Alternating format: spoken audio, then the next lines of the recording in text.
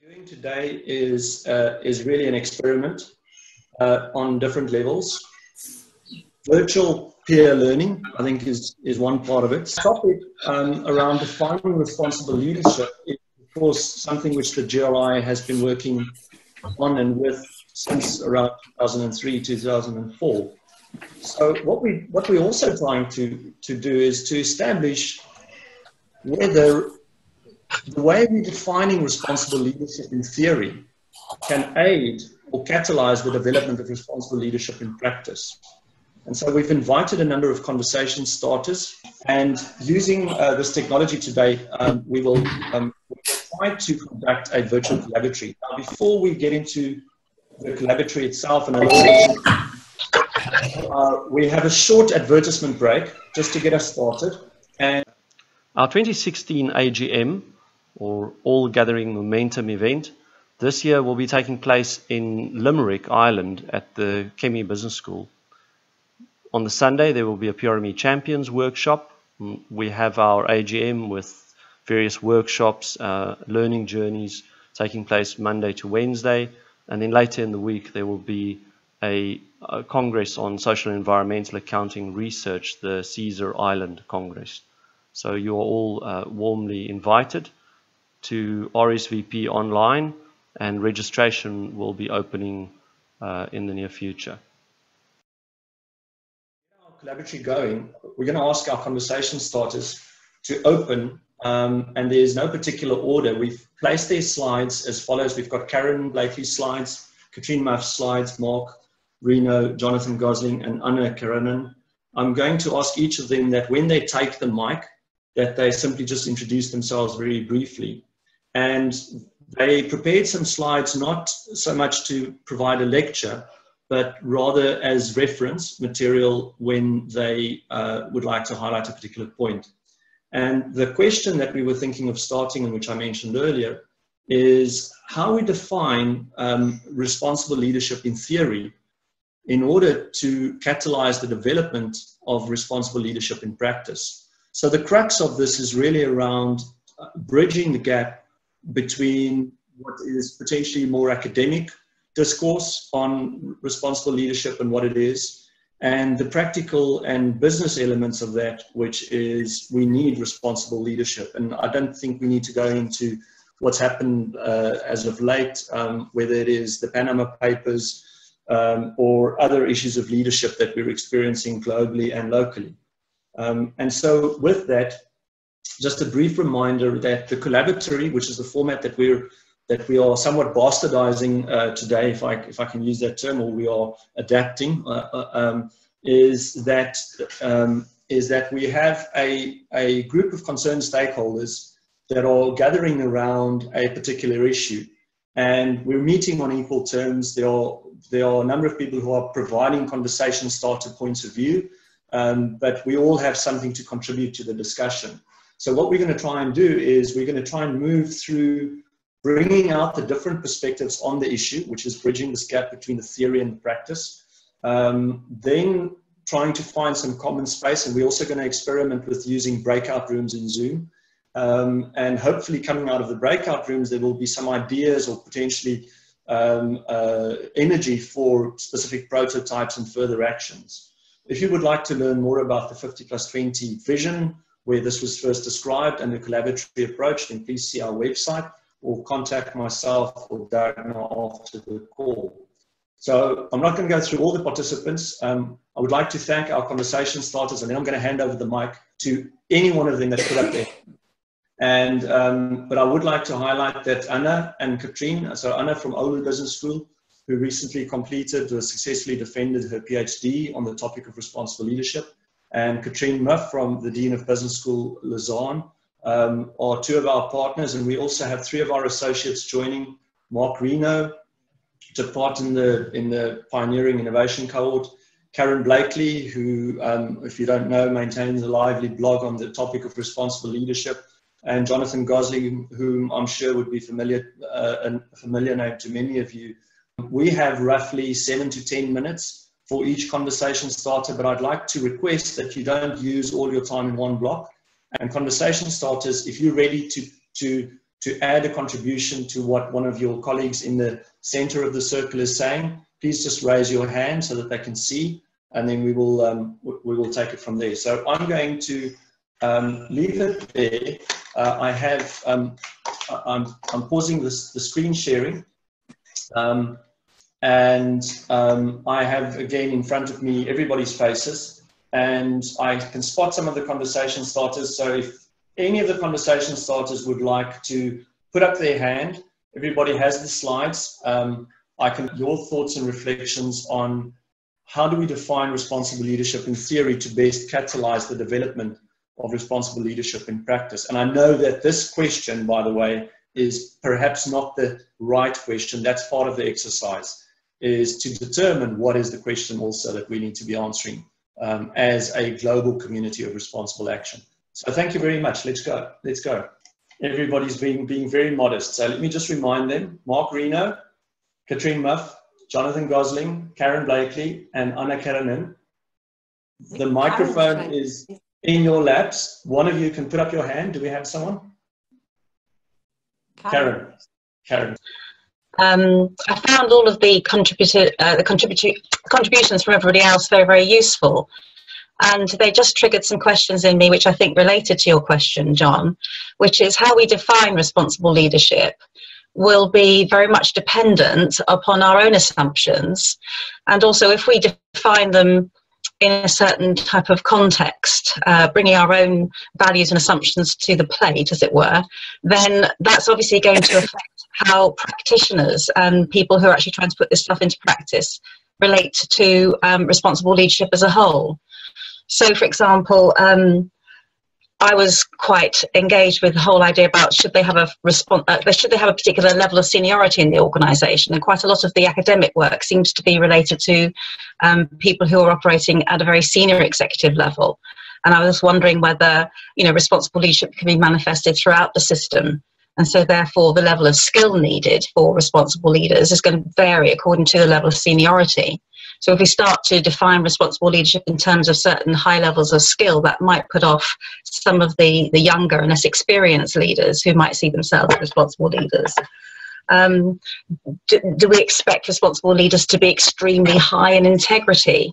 If we start to sort of define responsible leadership in terms of incredibly high levels of integrity, I'm not sure that that's necessarily a sort of an empowering way of inviting people into the dance, as it were. I think if my own behaviour were put under the microscope, I'm not sure my level of integrity would necessarily fit the levels of integrity that we're expecting responsible leaders to manifest. Do they have to commit to a certain set of values? Do they have to be committed to environmental sustainability, human rights, ethical behaviour in business, societal and individual well-being? Do we define it in terms of their values? And then I also thought that what Mark and Katrine had put as well in terms of character, the aims of responsible leadership. Obviously, the more tightly we define responsible leadership, the more it might be exclusive. But unless we define it relatively tightly, then it just becomes just another leadership theory which merges into other leadership theories. I'm not sure if I've been very clear there, but hopefully that's a starter anyway. Let me unmute myself and join in and respond to Karen. How about that? And excuse me for my moving around. I'm actually, this is the week we launch our boats here in England, and I'm at the sailing club. I really want to be out there cleaning my boat and getting ready for racing. So I'm going to try and do this as responsibly as possible, but please accept that there is very, very dire temptation just here, which I may succumb to at some point. And I think this really addresses the kind of issue I'm interested in this, that we tend to look at responsible leadership often as a sort of in a forward-looking, provisory way, where we're looking forwards towards the kinds of behaviours we expect people to have. And as Karen says, this is really an expression of whatever we consider to be the virtues of our current setting. Anybody who's read Mary Beard's SPQR about the rise of Rome will know that what's considered to be responsible was very, very different in different political environments and settings and times. So the notes I kind of put up and I'm interested in are about what happens when if responsible leaders are those who we hold responsible for the things that happen. And so I'm kind of reversing this from saying what are the characteristics and qualities of responsible leaders, which I consider to be pretty much expression of what we mean by good leadership generally, and thinking about what's our capacity for taking responsibility and to whom do we assign responsibility. And there are some great case studies in our own times available to us, people like Tony Blair and so on, who we might look to now and hold responsible for all kinds of things, of course, the Iraq or aspects of the response and the consequent troubles arising from that. And so some of the questions, if we bring that back to the personal level, are how do we expect people to take that responsibility? Should they carry on with a kind of blithe indifference to the effects of what they've done or what they're blamed for? Do we expect a sort of rending of garments and shriving, flagellatory sort of shriving of guilt if they're things, or do we or what other kind of sort of what is the appropriate sort of response to bearing the burden of having taken responsibility? And often enough, things are not going to go as well as everybody would like them to. And because the whole point about leadership is that one takes a moral risk. You take on something, you don't know what the outcome of it will be, you don't know whether it'll be good or bad, you don't know what's defined as good or bad in just a few years' time or next generation in the light of the effects that are in themselves unpredictable. So leadership seems to me to be all about a kind of desire, a hunger, an appetite for that hard edge of moral jeopardy, of taking moral risk. And that's how I think people often feel alive. Jean-Paul Sartre describes this brilliantly. Making choices is how you know who you are and that you are something. So that sense of liveliness and that desire to take moral risk, be on the edge of moral jeopardy, characterizes leaders, particularly the kinds of leaders who are taking responsibility. And therefore they will often as not, probably be held responsible for bad stuff that happens too. So how do they take that? How do they deal with that? And how do we, as their sort of populace, as citizens, respond to people? What do we require of them, and how do we, of course, prepare them for this? And in terms of the preparation side of education, excuse the noise in the background, these are other voting people. How we prepare people for this seems to me we have to look to the kind of traditional ways of people dealing with moral frailty and failure. And this is by and large through the great sort of tragic I think, sort of tragic tales. Of course, the story of Jesus Christ who sacrificed and gives up, in a sense, fails, is a failure, is a great lesson that many of us have absorbed and take with us. But you can say the same about other, the Greek tragedies in particular, and the Shakespearean tragedies. Are all stories about how human greatness, or there's a great desires and aspirations and ideals, come to grief in some ways in the reality of moral frailty and mortality. And I think it's that sense of a sort of balanced perspective and a resignation and a sort of humanistic acceptance and generosity of spirit that is appropriate in relation to leaders who take responsibility. Thank you. There, I've unmuted mine. Thank you. I have a lot of questions. And John, I took your invitation to work on defining leadership seriously and immediately challenged it, thinking that I'd be just happy to hear from this group what features of responsibility, what features of leadership they believe are salient and positively impactful, particularly in our times. And if we were to start from there, we may make some progress towards defining responsible leadership, but I'm not sure that you need a rigid definition and a full definition. If we've got the features identified clearly enough. I think that's important. And I would also suggest that academics have been battling for decades trying to define leadership and have not come up with a general theory yet. So I would not want to see our group wind up in the same position on the same shoals. So I was just posing general questions about what is responsibility, what is leadership, and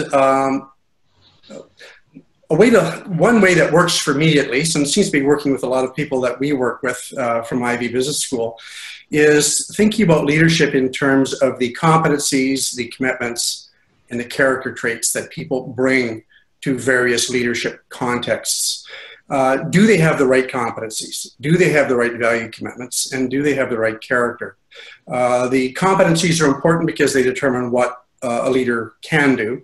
The commitment is important because it determines what a leader wants to do. But the character is critical because it ultimately determines what they will do. And it seems to me that those 3 C's apply not only at the level of the individual leader, individual person, if you take a heroic leadership approach, but it also applies to distributed leadership, where leadership is a social phenomenon. That there are groups of people working in various capacities and exercising their competencies, commitments, and characters to get the right things done. So it raises an interesting question, at least on the leadership side. How do we specify those competencies? How do we determine what those value commitments should be? How do we determine what character traits are important for responsible leadership? And how can we, in turn, as management educators, develop ways and means to cultivate these competencies, commitments, and character traits? And I think, as we know, with few exceptions, business schools are not doing a great job on this as a whole. They're focusing mostly on competencies and mostly on task competencies, the hard sides of business, very little on the relationship competencies. And outside of, with CSR programs excluded, outside of that, it's mostly how do you make a buck, and very little sense of responsibility beyond that. So there's a bunch of questions I had related to, well, how do we specify what this leadership looks like? And then it raises the next question is what do the responsibilities look like? And at some level, you could see responsibilities, perhaps we can think of them in terms of nested levels, from personal responsibilities, employee responsibilities, managerial, and ultimately, if one is a senior leader, perhaps industry level or political level responsibilities as well. All of those seem to be nested and playing at the same time. And one could see that raise questions of, well, what are my responsibilities as an individual, as a person? How do they differ from me as a consultant or an employee? How do they differ from me as a manager in an organization, or perhaps as an industry leader, or even potentially a politician? How do those vary? And what we find, I think, and I think that this is an issue that we're wrestling with in the industrialized world. It's this tug and pull between more egoistic orientations and more altruistic orientations. And we have the hard right pushing very hard for shareholder primacy orientations to business. And as a consequence, there are senses of responsibility. Yes, they do have laws and they do have ethical norms and norms of responsibility, but they're very constricted. They're in the service of shareholders. As a result, their ethics are very compromised and their sense of responsibility. At the other end of the perspective, we have multi-stakeholder perspectives and approaches to business that are far more inclusive. And so one of the issues that we wrestle with is how do we manage to integrate both? Not make it a war between egoism and altruism, or individualism versus collectivism, but how can we articulate a form of responsibility or an approach to responsibility that integrates the whole? Does good for the one, does good for the many? So that's more a question of the scope of responsibility. And then a related question is the content of responsibility. Given whom we think we are responsible to, for what are we responsible? And there are various levels of responsibility, from economic to legal to ethical and ultimately philanthropic kinds of responsibility, and they're all slightly different. And there are very powerful forces at work in the world who would advocate that business leaders have only an economic responsibility and only to the shareholders. And as a consequence, the laws that enshrine that ethos are very limited, very restrictive, and frankly destructive socially and ecologically. And so how do we move, in effect, and basically specify the directions that we want to move from simply economic to legal to ethical to philanthropic, and how do we integrate the whole? There are very fundamental questions. Just to whom are we responsible? For what are we responsible? And those two questions are deceptively very complex and not easy to answer. I think in this group, at least my experience in this group, is that none of us here needs to have these things specified in detail. We all have very strong moral compasses. They're all pointing in the same true north direction. And so none of us needs to have these specified in detail. However, there's the vast majority of people don't require much greater specificity. And if we're to lead, how can we give concrete guidance in those areas? So those are the questions I was wrestling with, and this is what I'm hoping that we can begin to tackle today. Thank you. Well, I could continue from there. Can you hear me? Yes? Yes? Good. Because what I did in my PhD research was that I went to ask it from the business leaders themselves that, okay, what they say about what is this responsible leadership, and I couldn't either find one straightforward answer for that. So they were defining it from many perspectives and from many ways, and also depending on the context where they were. And but what was common for all of them when they started to speak about responsible leadership was that they started to speak about people first. So they were not speaking so much about strategy, processes like reporting and this kind of issues. They started to speak about people, and they were telling that responsibility happens through the people. So what they highlighted was also the relationships with people around them. And how they position themselves was not on top of the pyramid, but they were positioning themselves in the middle of the people.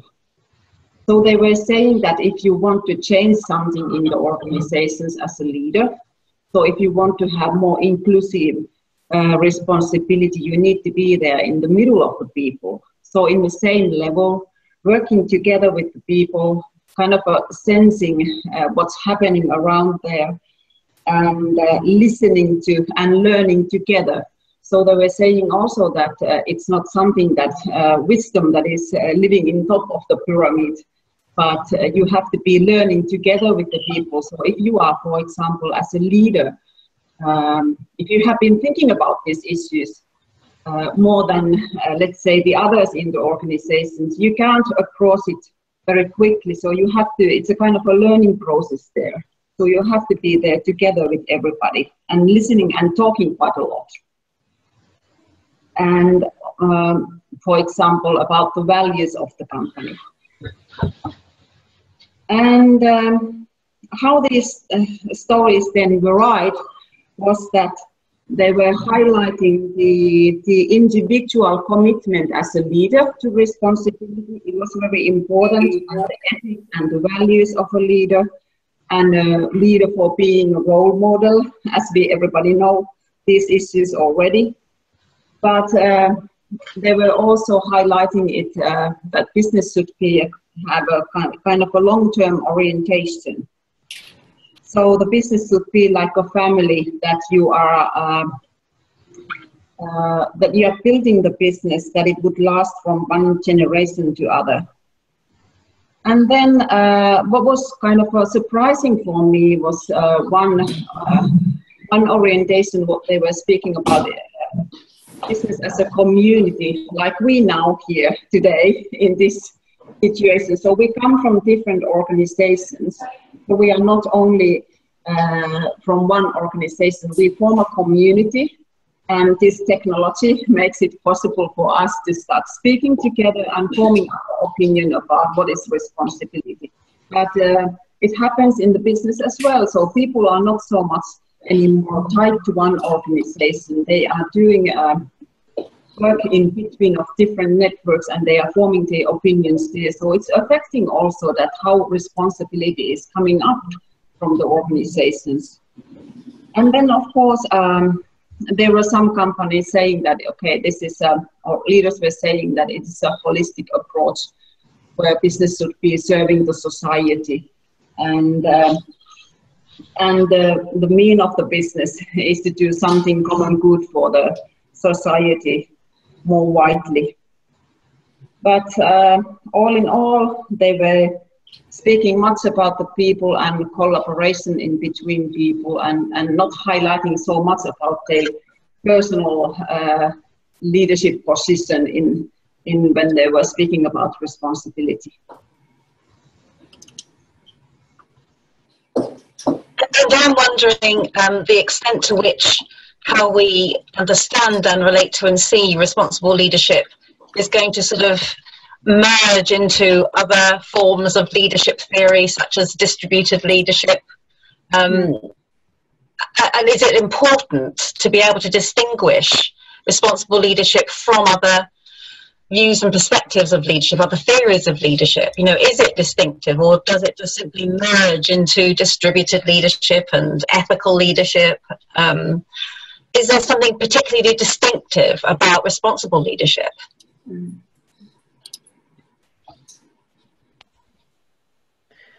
Maybe I can pick up at this moment and share from my side. I'm Katrin. I don't know how you're doing on the listening side. I've a notepad here on my end, and I'm just overwhelmed with all the insight and the richness and the wealth of the discussion that has just been shared already. Not even taking into account the wealth of knowledge that actually sits on the call here. So, very, very impressive. Just following up or trying to answer the question that Karen has actually just asked. I would like to propose. I would like to further go in that same direction of thinking. If we want to be a community of responsible leadership, I think it would be very important that we come to some kind of a simple definition of what responsible leadership is, just so that the outside world, beyond all the fabulous discussions that we can have, and to what degree we question and further expand and develop our own thoughts of what responsible leadership is, I think it's very important that we as a community agree on some kind of a definition that particularly the practical world, the business leaders and can work with and relate with. And I'm getting that a lot from the businesses I'm consulting with. They just want to know what is it, so they can then develop leaders that have this, and they have that kind of expectation towards us. And I think that's a fair expectation. So my contribution comes from that perspective of assuming that we can come up with a definition that we can use that definition, and later on to build tools to enable businesses to value and evaluate to what degree that they currently have responsible leaders and develop responsible leaders. And for example, with Swisscom, a major telecom provider here in Switzerland, we've gone through the exercise of mapping to what degree all of their executive training actually covers responsible leadership elements or not.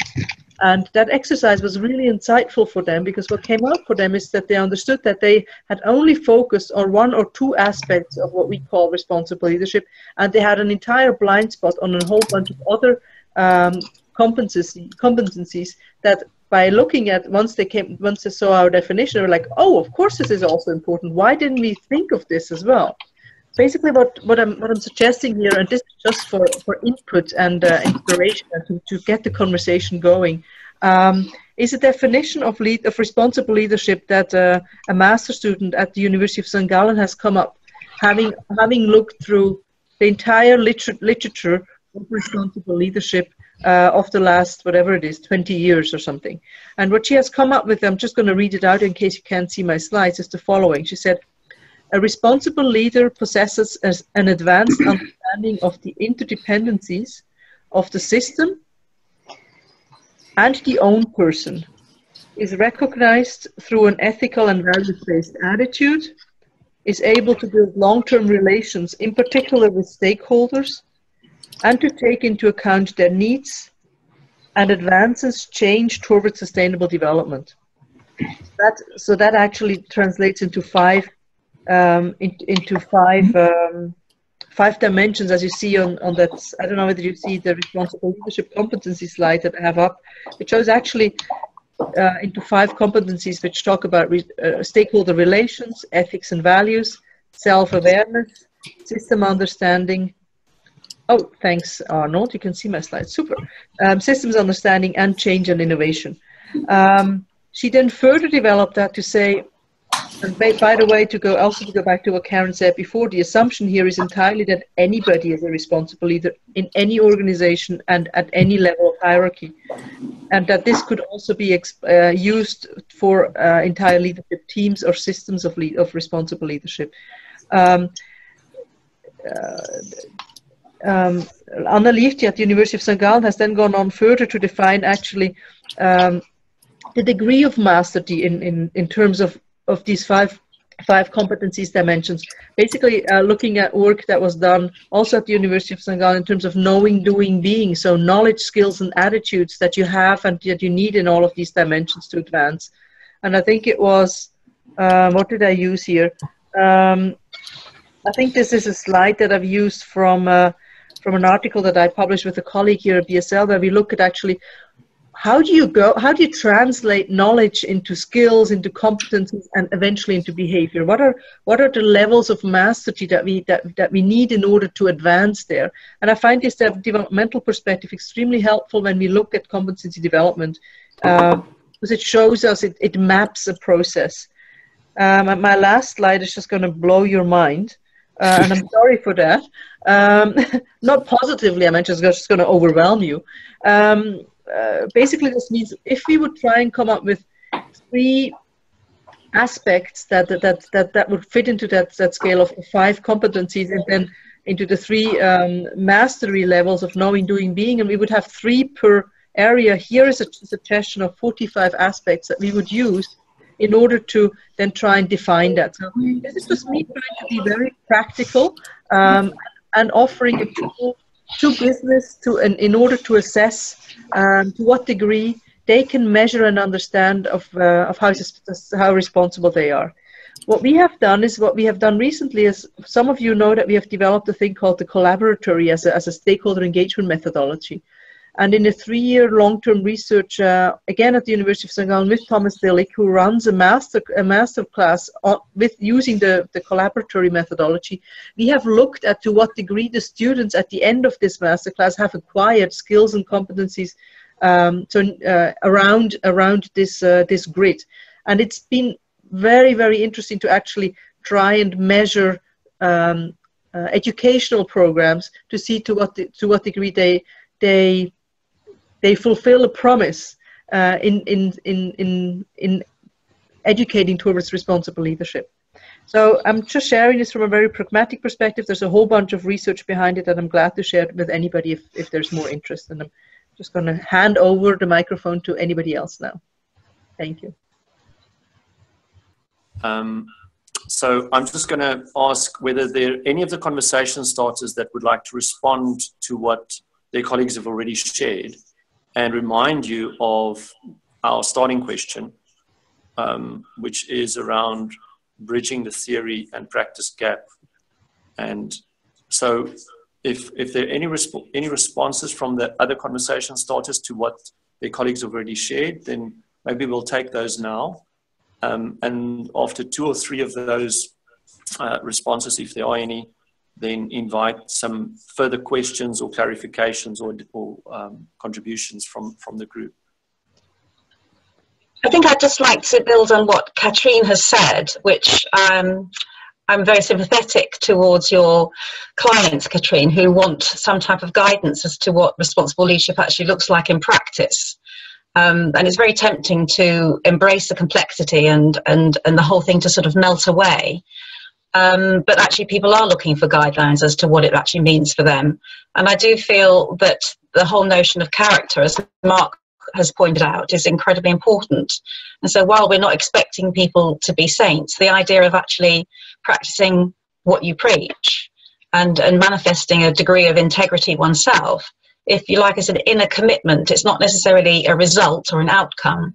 But, you know, I suppose I would be looking for responsible leaders at any level in the organisation to be engaged in a process of personal inner, I would call it spiritual, but other people might call it character development or personal development, and a recognition of our vulnerabilities and our weaknesses, and the fact that we're never going to be able to manifest what people expect of us. And obviously in positions of leadership, people expect a lot of you, and you're always going to fall down.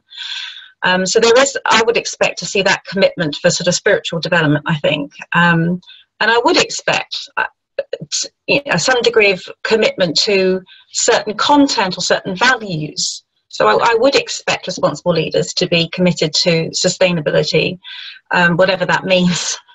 And I would expect them to be committed to transparent governance, for example. I think governance is a really, really, really important area of responsible leadership that we haven't really necessarily explored. And I'm no lawyer, so I tend not to be very familiar with it. But, you know, the whole point about transparency is really important, and democracy in organisations. I think, you know, we could be exploring some very, very powerful different business models where we democratically elect our leaders because they're in positions, you know, much more powerful than many politicians, for example. So I would expect responsible leaders to be interested in new business models, interested in issues of governance, interested in issues of human rights. You know, can we have a responsible leader who isn't interested in human rights, particularly in the supply chains which they interact with? And I would expect responsible leaders to be interested in issues of well-being, societal well-being, and the common good, whatever that looks like.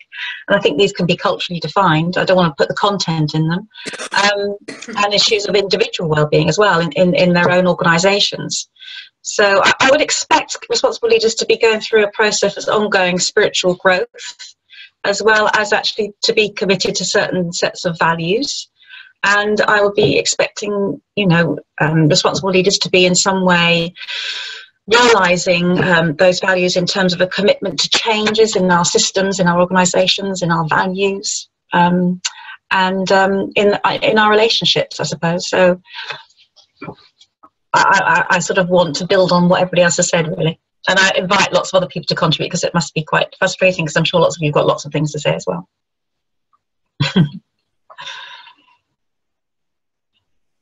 I'd like to respond, and I'd like to comment. There's a number of things each of the conversation starters have mentioned that resonate with me, and I think are quite important to our task here. And Karen, I liked a number of the points that you made. I'm especially intrigued by your emphasis on the importance of understanding the nature of leadership as an individual phenomenon, but especially as a social phenomenon, the distributed leadership. And too often we gravitate to this heroic model, the great man approach to leadership. And yes, there are people who are extraordinarily gifted, but by and large, the most important initiatives are usually undertaken collectively. And the distributed leadership is very, very important. And I think we should really keep that in the foreground here, because we're not going to bring about the change that we need to bring about on this planet unless we can cultivate that. So I think that's really, really important. And I heard you saying the same thing when you were talking about the community and how important your real embedded leaders were saying community is. And so we're getting a lot of confirmation from there. Katrine, in your description of the knowing, doing, and being, I really like the approach that you've taken there, because it is very pragmatic, and it's speaking to specific levers that corporate trainers or leadership developers can actually work with in a way like a blueprint. to help cultivate these various capacities. And I think there's a lot of great work that's been done there that we can leverage here in a very social scientific sense. And Jonathan, I wanted to speak with something I think I was hearing you say. You were taking a stronger narrative orientation towards leadership. You were citing great works of literature and so on and so forth. And I think that is really, really important. I think so much of leadership theory today is overly driven by a social scientific approach. And I'm not saying that there's anything wrong with it, unless it's the only approach you take. Every way of seeing is a way of not seeing. And unfortunately, too much of the social scientific approaches are very positivistic and a little bit mechanistic. Whereas the narrative approaches you're referring to are far more organic. And what they do is they situate leaders in hopelessly complex circumstances where they don't have all the questions, they don't have all the answers, they don't know everything that's going on. And nevertheless, they have to move mountains. And more often than not, that's what really takes place in the real world.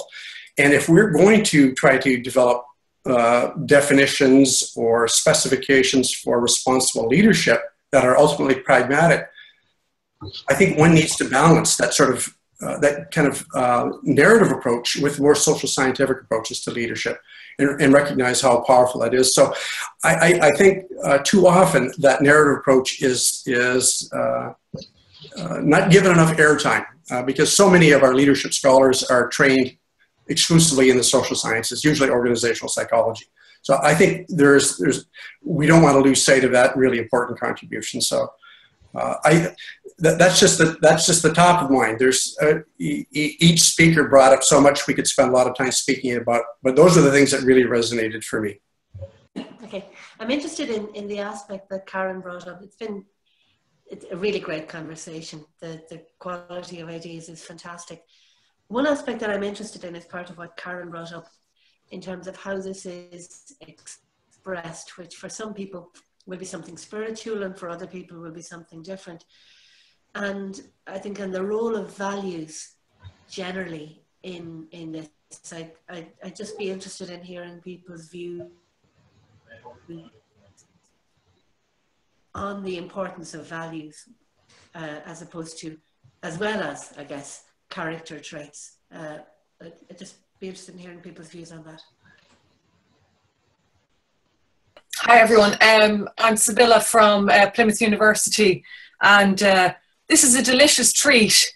My work involves working specifically with public sector organisations who have a huge mission to complete with ever-diminishing resources and are pretty much stuck in very outmoded systems of governance.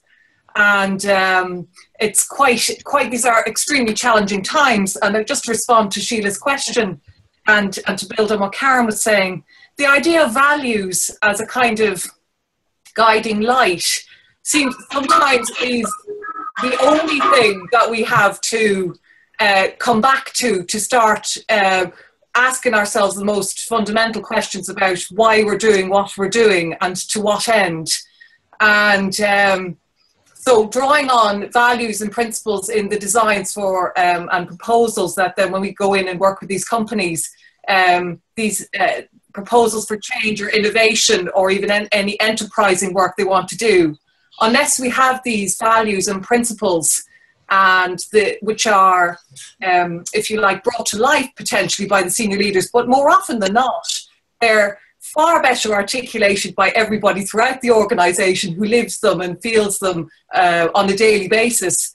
That for me is a great source. It's a great well of inspiration for the work we do. So I'm delighted to hear about values, and I'm delighted to hear when Jonathan mentioned about sort of our frailties and our vulnerabilities. It would be great, and when Anna talked about the opportunities to listen to each other and to learn together is a fundamental spring of inspiration. It is great to have some, guiding frameworks and whatever, but we human beings, we just don't behave to order.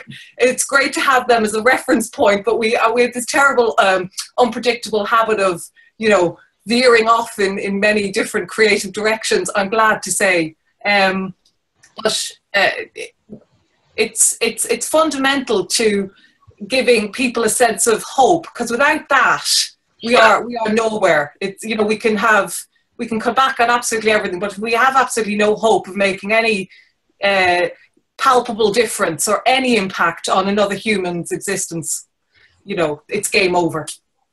Thank you. Can I respond, actually, because I think they're great questions and insights. And I feel, obviously, there are values at the individual level. There are values in the system, you know, whatever the system is.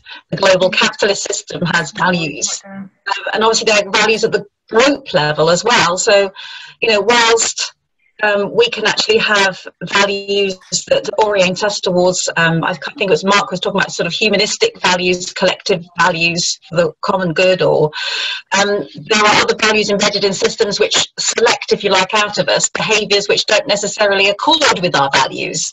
So it's something about how do we align our values and embed our values in systems and processes and cultures and whole global systems, basically, which is a huge question. And obviously, with the social psychology literature, they would say that, you know, we can assume that we've got certain humanist values, but if we're put into a particular situation, then we won't enact those values. You know, the Milgram experiments is just, you know, the first obvious example that comes to mind, but there are lots of other examples of experiments where really we don't enact our values because we want to be loved and accepted and conform and comply, and we've got other ego drivers. So it is, for me, something about, yeah, sure, understanding our own personal values, and then actually that's where the character comes in that Mark was talking about, learning to live those values. And, you know, Aristotle was saying it's all about practice. It is actually, and I think that's one of the things that we can start to explore. How do we encourage leaders to be courageous, to be generous, to be compassionate in a system that does not reward those behaviours, in a system that does not reward those values? And ultimately, of course, at the end of the day, whilst we have, you know, very materialistic neoliberal systems which are selecting certain behaviours from us, and also they are selecting who gets to the top, it must be said.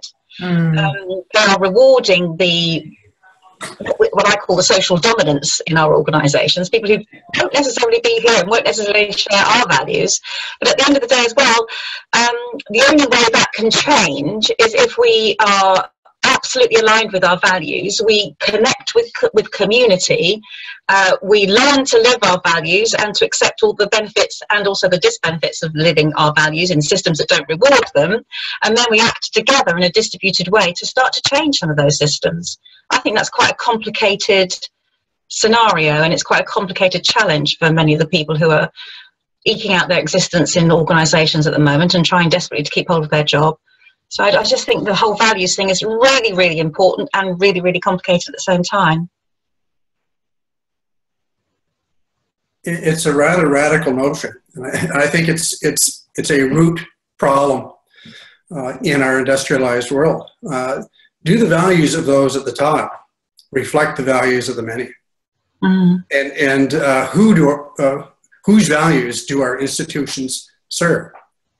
If we look at what the revelations around the Panama Papers are just beginning to expose, is that the system appears to be geared to serving the values of the few at the expense of the many. And we have a lack of transparency hardwired, enshrined in our laws, international banking laws. We allow it. And whose interests are those serving? So this issue that you raised is very, very powerful. It may be not so much that we are unclear about our values, it's that there are value systems that are literally at war with one another. And we are, in some respects, perhaps even striving to renegotiate the social contract that appears to be in place throughout the world right now, because it is breaking down all over the place. So that is a very, very powerful slide you've got in there, Karen, and it raises a lot of issues for us. And I think the moral courage is a critical character capacity that needs to be brought to the fore if we are going to act on our collective wisdom. I think we know. It's how do we act on it. Hi, I'm Mary Godfrey. I've been involved in the Jury Line for about the last, 6 or 7 years. I realise in this conversation, I'm not an academic, I work in business. I'm fortunate because I work in a very strongly values-based organisation. It's a privately owned family business. So the values is a really interesting thing because it comes from the people who own the power, who own the business, who determine how those values are then, how they want those values to be expressed and lived throughout the organisation. And we're an organisation that has been moving towards distributed leadership. So the things that Karen has been saying, Katrine's been saying, Mark, I'm completely with distributed leadership. But getting back to the values, the thing that I keep thinking about in this conversation is, so if the values at the top are not the values that they need to be for a sustainable planet and a sustainable, world, what's the will? Where's the will that changes those values, that gets those leaders to re-examine what they're really doing? So if you take the example recently with the Panama Papers, that's triggered something. But how deep does that go? Is that just reacting to being caught out, and therefore they're having to make some adjustments that they would not otherwise have thought that it was right to make if they just, if we didn't challenge it? Or so I'm with the question of the will to change, the will to look into your soul, if you like, and say, what am I really doing here with this organisation? And I come across people that I meet who have actually left organisations because the values of the organisation, they've realised that they can't operate with the values of the organisation, but then all that does is sort of, you walk away. It doesn't really tackle it from the inside. So for me, there's something about a characteristic of leadership, whether it's distributed or otherwise, about having the confidence or the passion to speak truth to power. And, that's quite brave. We're all vulnerable, aren't we? And so, I don't have any answers. I think I'm just holding that question, really. How do people take a leadership role to speak truth to power and to challenge? Certainly it's happening with social media. It's happening now with social media, but it's a bit piecemeal. I hope that's enough. Just on that, I think Mary Gentile at Babson has done some amazing work on the idea of giving voice to values within an organisation. And they have a really good online course. Some people here may have been part of, she piloted it as a faculty development course, which runs over 5 units and kind of examines cases where people did manage to give voice to their values rather than, as Mary said, leaving the organisation, and did manage to make change. And sometimes the strategies they use, but not more than just the strategies, how to the course is really practical in terms of how to recognise a dissonance between your values and the organisation's values, how to isolate the issues, how to actually go about finding allies, how to go about giving voice to your values in a way that's effective, rather than simply expressing the values in a way that means something to you but won't make change in the organisation. She's done some amazing work. I'd really recommend her work to anyone who's interested in this. Hello, I wonder if I could just make a comment. I'm new to the system here, so if I'm not coming through, please indicate in some way. So it's Steve Kempster here at Lancaster University. It's been wonderful listening in, and sadly I need to dash at 3:30, but I just wanted to perhaps go back to Mark's couple of questions to who are we responsible for, what are we responsible, and it just triggers to me the issue of the current fiduciary duty in terms of who are we to serve, what is our duty from a corporate business perspective, and therefore responsibility is in a sense maximizing value to the shareholders. and that is a responsibility, a duty of care, and acts that are therefore going on in a sense throughout the organization tend to orientate to that value generation. And I think there's an opportunity for us as a community to speak on this many different platforms to how can that value, that fiduciary duty to shareholders, be maximized by a fiduciary duty to many stakeholders. The two are not mutually exclusive. In fact, quite the opposite. Therefore, if you maximize your orientation to a range of different stakeholders, there is a very palpable dividend to return back to the shareholders. But the current discourse that pervades is the singularity to focusing on shareholders and all acts that just focus on the shareholders. And I think we have opportunity to influence discourse there to allow many other values to come in that would maximize the shareholder return rather than see them as competing in some way. So I just offer that forth, and it sort of links in a bit to Mark's two questions: to who are we responsible and for what are we responsible? But I'm really enjoying the conversation. It's such a regret that I've got to dash off to a meeting in about 10 minutes time.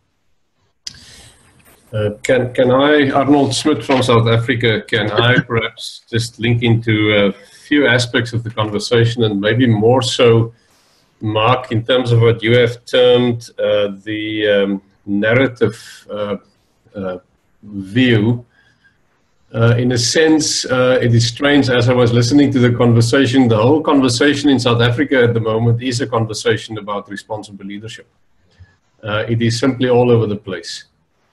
Now the news might not have reached everybody on the call here, but it is so that the country's president is under discussion for what many regard as unduly enriching himself and his family with respect to abusing state money to build himself an extraordinarily big homestead in provinces, his home province in the country.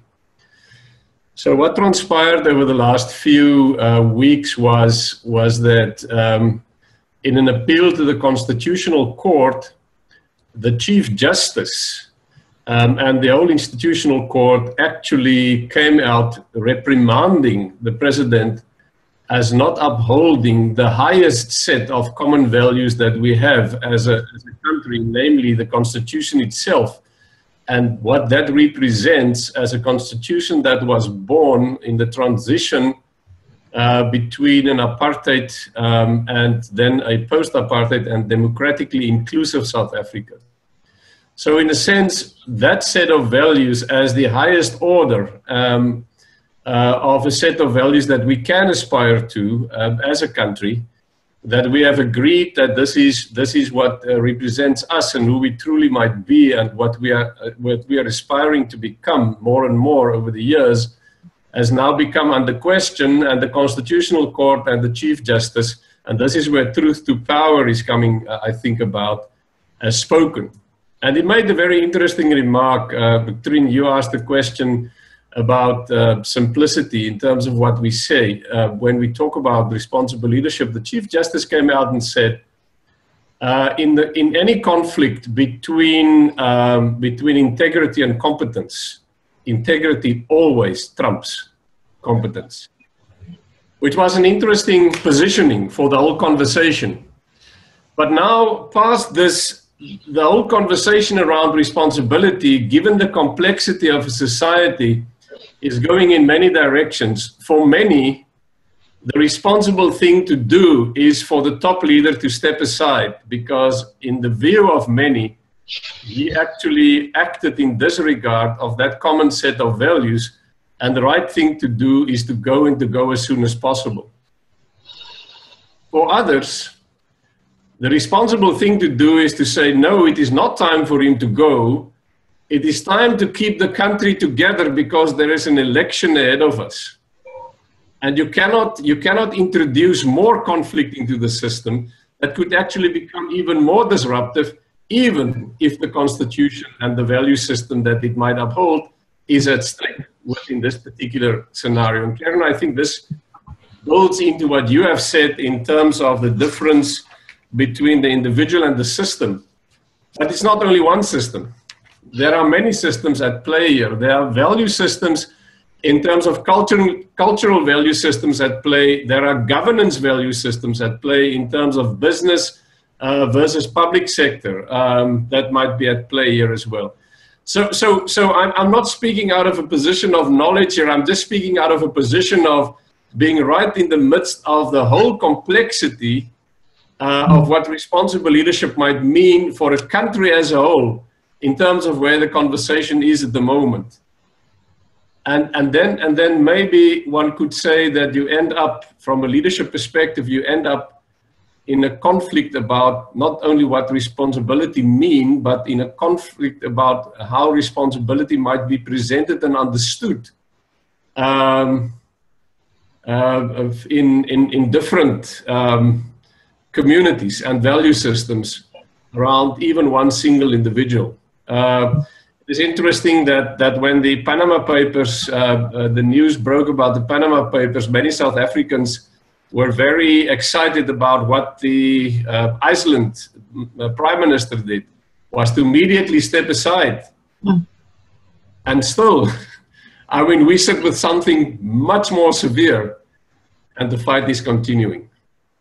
And for many, it's crystal clear that the top leader should go. For others, it is crystal clear that they should stay. And can I say, in the midst of it all, and Jonathan, coming back to your reference to humility and vulnerability, in the midst of it all, the president offered an apology to the nation, which for some was shallow and fake, and for others, it spoke to the heart, and they accepted it. I have great admiration for South Africa and its troubles and how it's managed to negotiate, you know, quite severe challenges to its very existence, really. And I suppose the whole notion of dialogue comes to mind when you talk here, Arnold. Obviously, dialogue actually helped the state come into sort of existence in a way. And I just feel that obviously we are constantly facing paradoxes and contradictions as leaders. And I don't think it is for anyone to say what responsibility looks like in that context, but perhaps maybe what responsibility, how it's negotiated, how you come to some type of shared understanding. That links back to Anna's point about the leaders being in the middle of that conversation, talking, listening all the time, and just constantly having dialogue. And so that, therefore, responsibility emerges as a process of learning, really, and relationships and dialogue.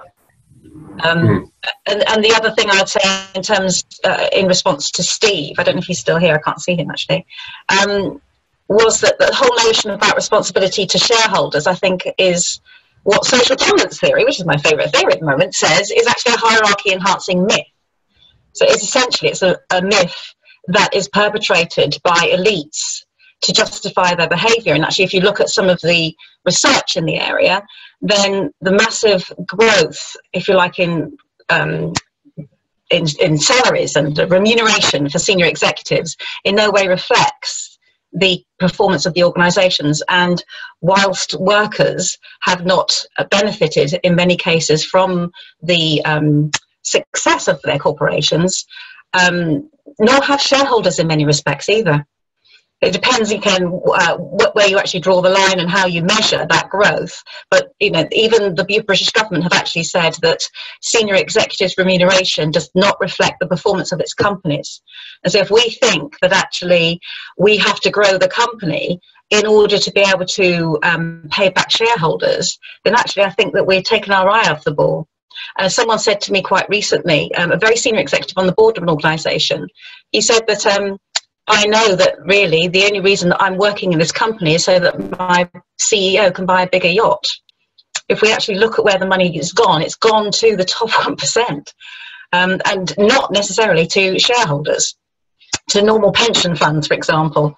So, you know, as I said, dialogue and the whole point about where the money really goes.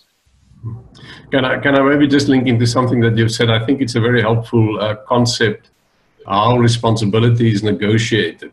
I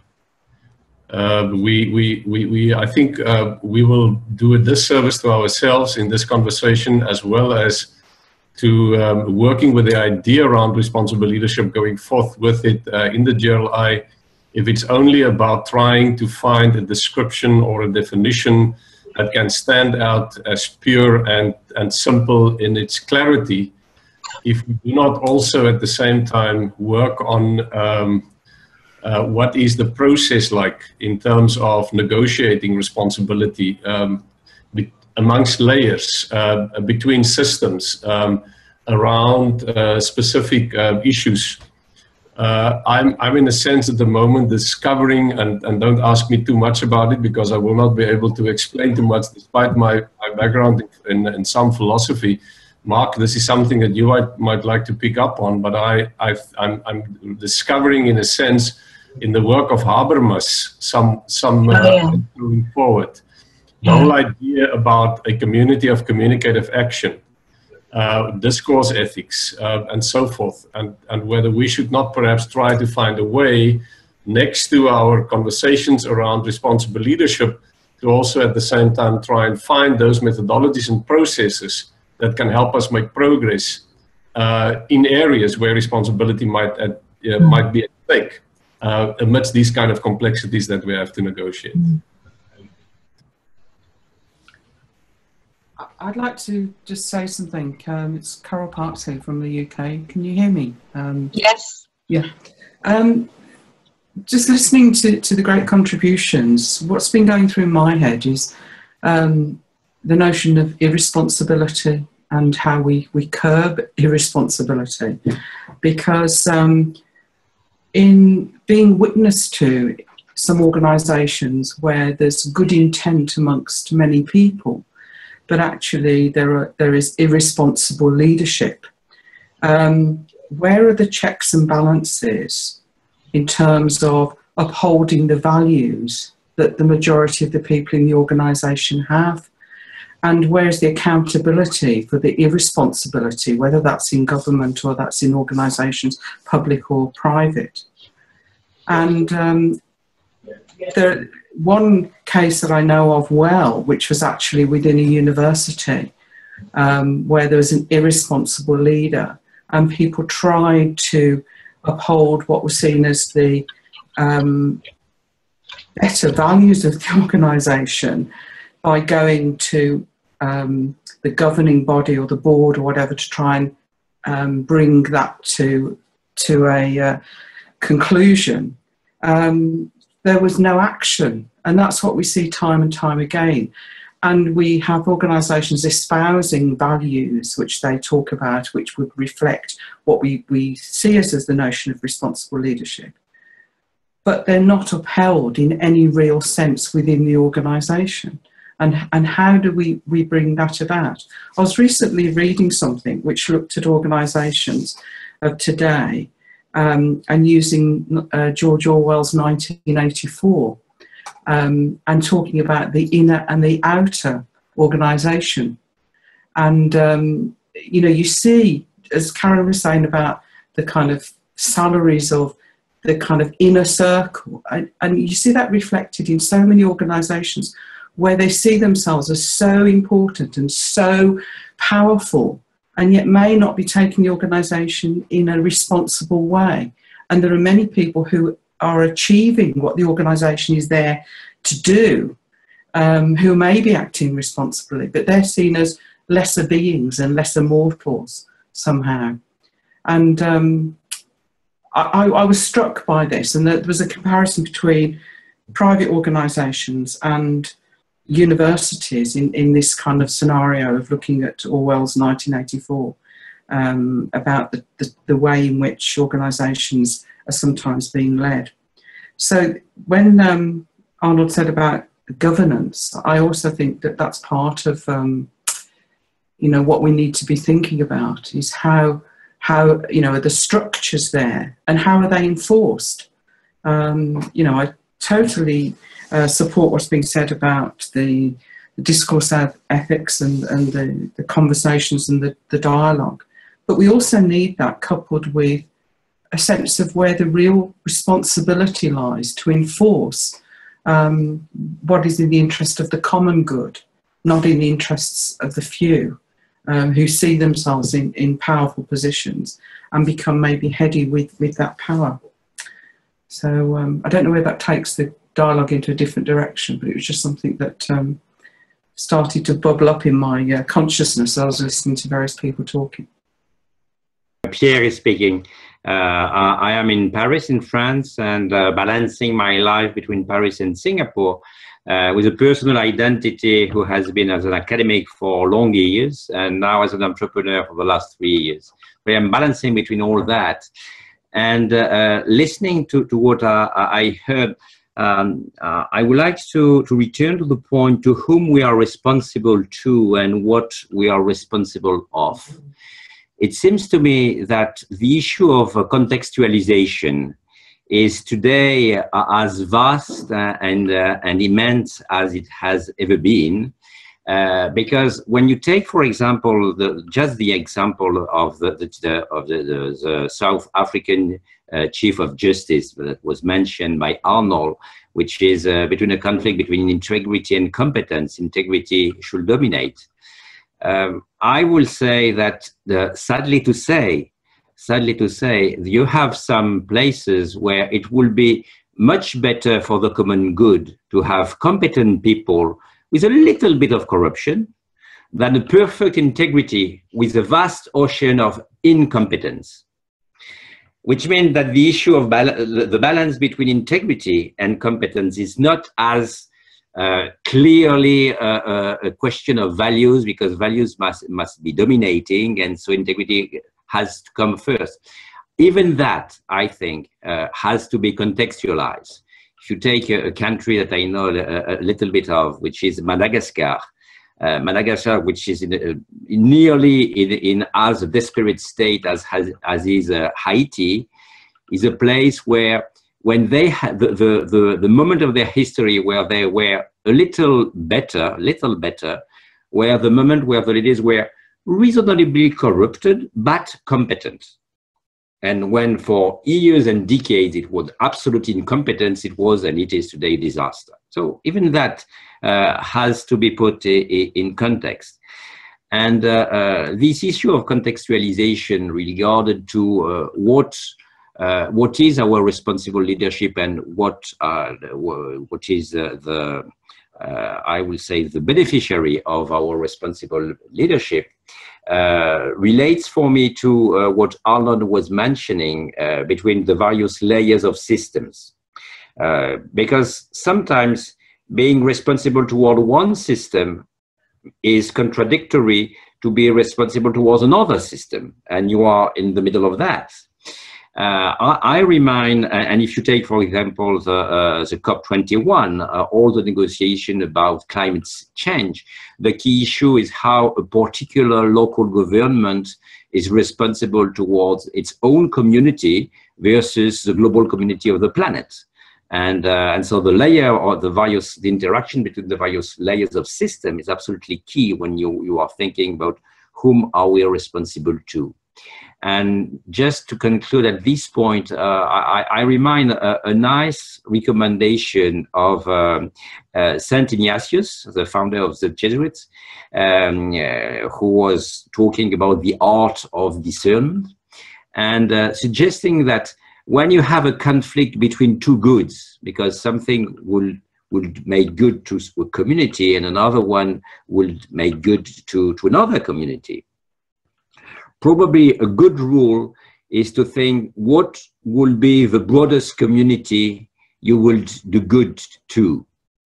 I think that's pretty relevant. So the notion of various systems which are connected to one another and which are increasingly large, and defining we are saying in GRLI global responsible leadership. So what we are talking about responsible leadership is something else than global responsible leadership. Oh, it's a kind of subpart of global leadership.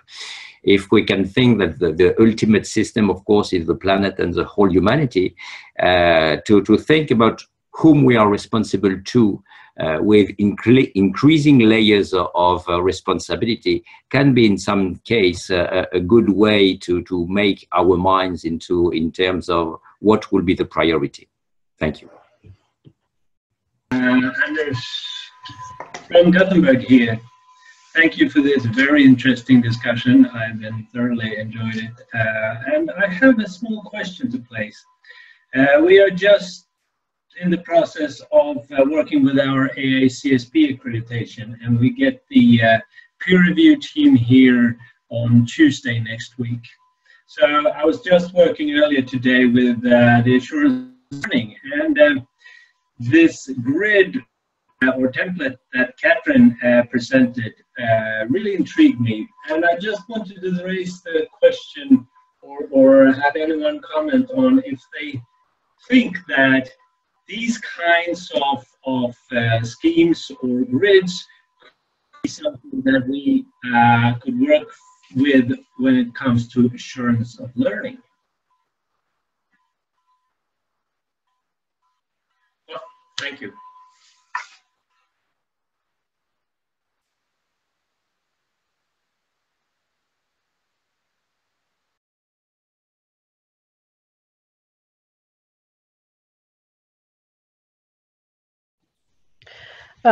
If I may, this is Catherine again. I have an entirely different input that may be worth considering, and I think it bridges a number of the thought streams that have gone on, and this has to do with our experience at DSL in the last 6 months. I don't know whose background it is. I think I'm in a quiet space. About working in a self-organizing organization, so transforming our organization into what is called a holacracy-based model. We use holacracy as our kind of operating system. And it's really most interesting what has happened to the sense of leadership that we had before. We had a number of people who were complaining about hierarchy before, and they're now complaining about responsibility. Because once you remove hierarchy, what you uncover is personal responsibility. And on the other hand, I mean, what we have noticed is a totally different distribution of power, in the sense of that the role that we play and the person that we are is treated as separate entities.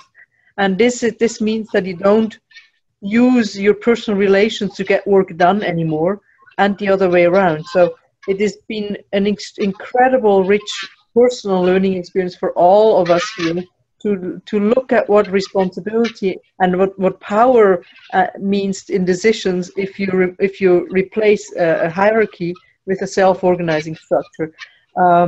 I still find that the questions that rise, we still play a lot with the grid, with our responsibility grid.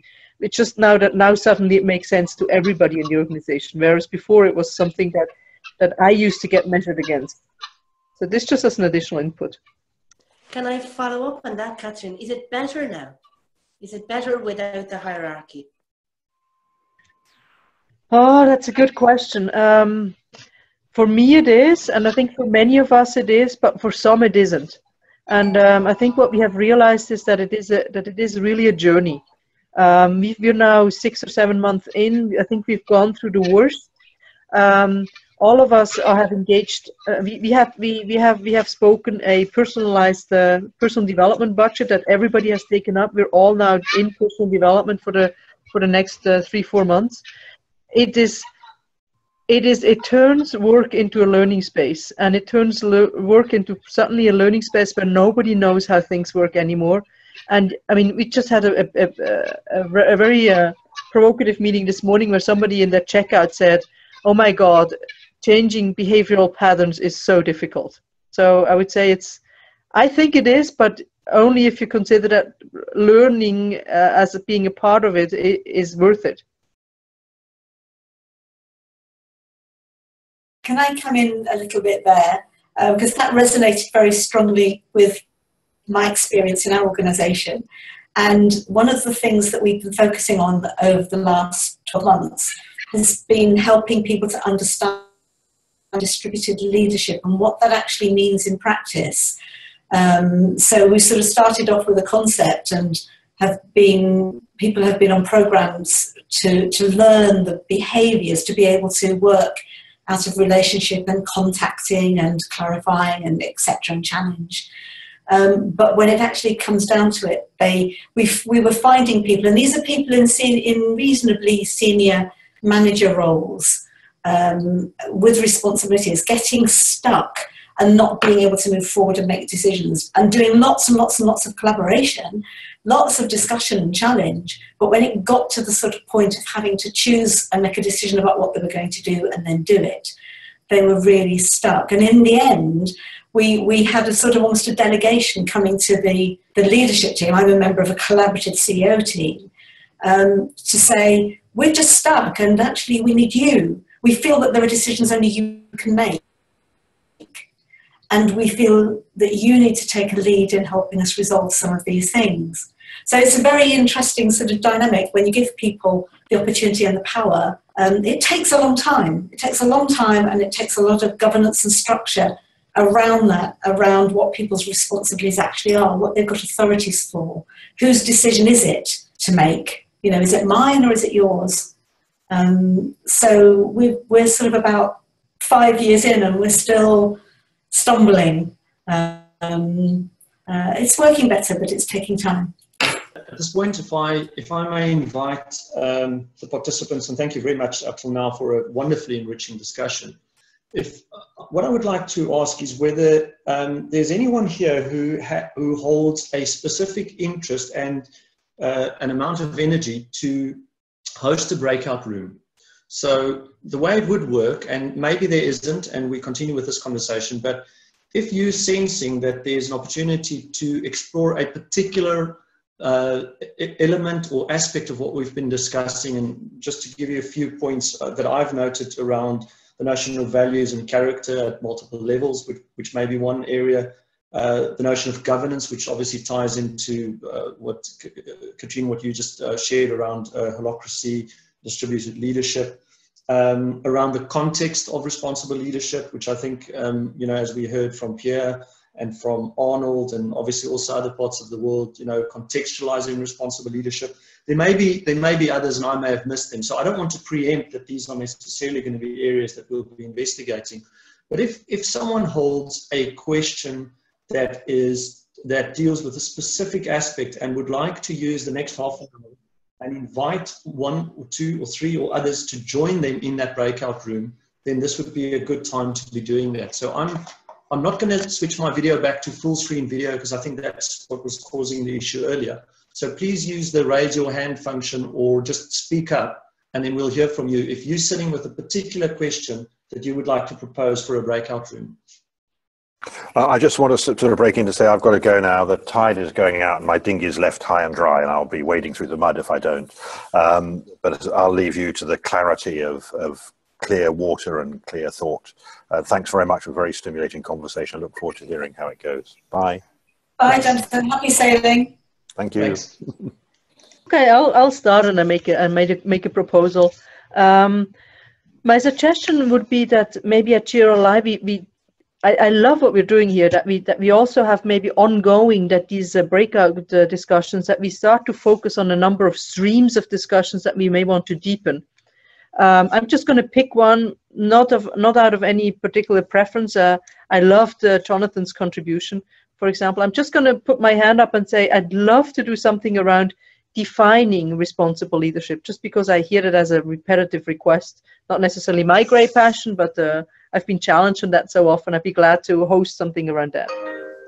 Thank you, Katrine. I think that's exactly the idea, is that we have, even if it's just for the interim, someone who's prepared to host the area in which we tackle a particular topic or question. So defining responsible leadership, and so that would be breakout 1.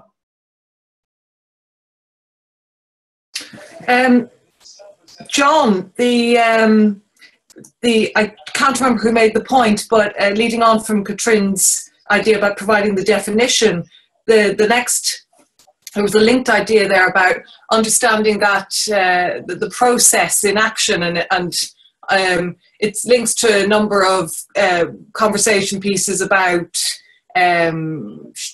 well, I call it shared leadership or relational leadership, or a plurality of leadership, which has at its heart or at its center the idea of responsibility or values, or it has an ethical sort of domain. So it's just about bringing that to life. What does that look like in practice? Because for me, practice informs theory.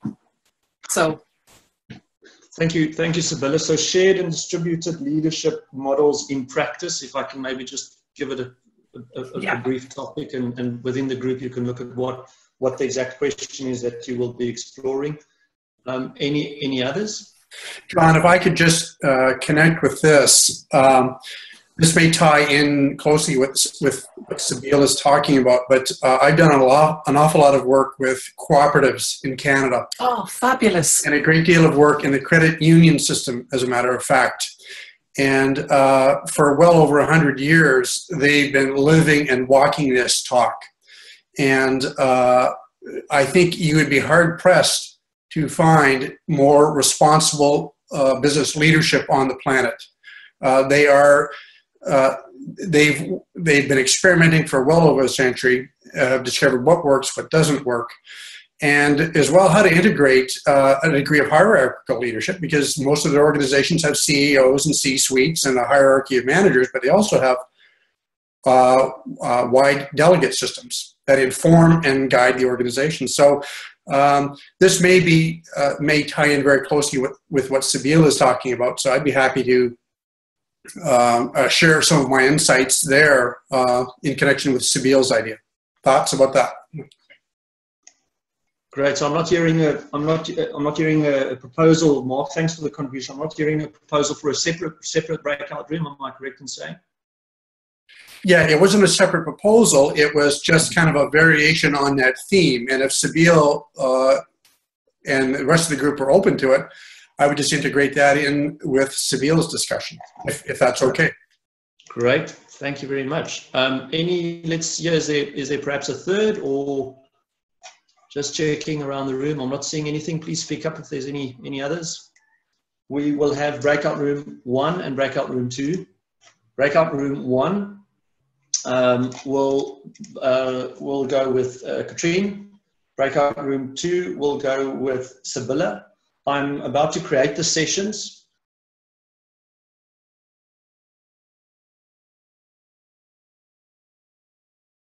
If it is at all possible, if we could just use the last 8 or 9 minutes to hear from the breakout groups, the emergent thoughts, ideas, and proposals of next steps, because really, as we aspire to be a global community of responsible action and not just responsible thought and thought leadership, we would love to hear whether there's anything that's starting to emerge, and we will definitely continue this. So we just.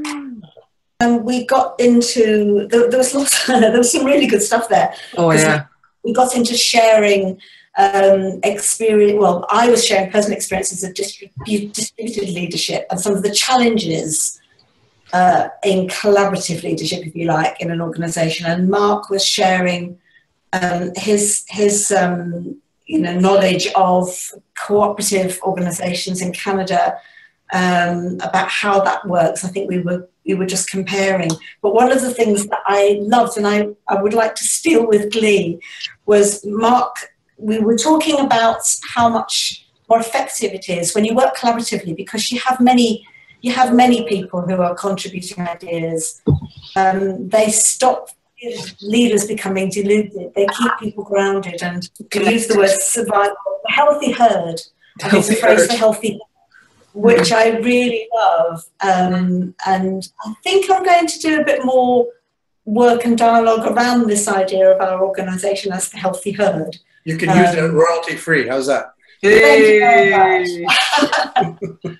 There were 2 other points made. One, Anna made a really it came from your idea, Mark, of moral discourse.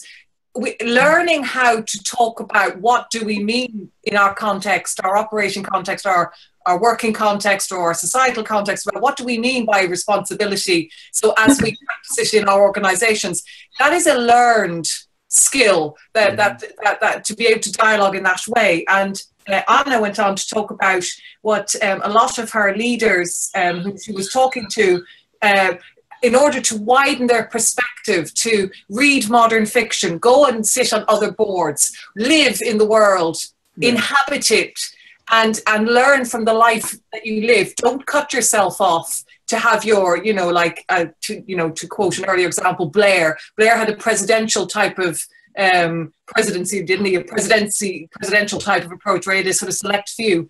It's the opposite here. It's about learning about consideration of what is difficult and ethically challenging to us, and widen your horizons. And by the way, if you do this kind of stuff, it's slow and we make mistakes. We just have to be prepared to learn from them. Yeah.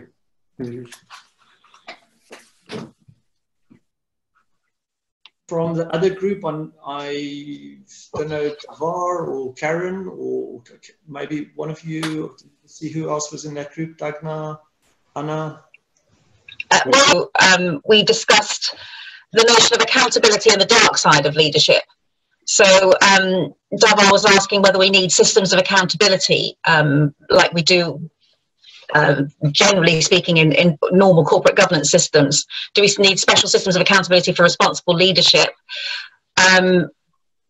We also talked about the force of normative expectations and how groups can actually provide those normative expectations that force Icelandic presidents or prime ministers to resign, that force people like David Cameron to publish their accounts.